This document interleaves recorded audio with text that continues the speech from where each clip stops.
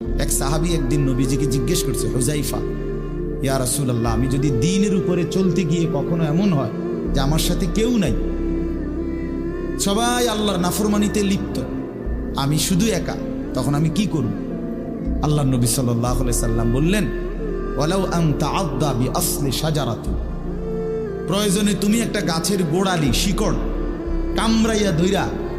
পড়ে থাকবে একা, তারপরও দিন ছাইরো না, আল্লাহকে ছাইরো না, ইবাদতকে ছেড়ে দিও না। সবাই বলতে যাক, সবাই নষ্ট হয়ে যাক, সবাই চরিত্রহীন হয়ে যাক,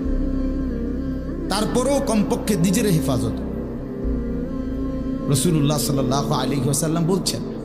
মানুষের মধ্যে অন্যায়, নাফরমানি, মানুষের মনের চাহিদা, খেয়াল খুশি, খামখেয়ালি,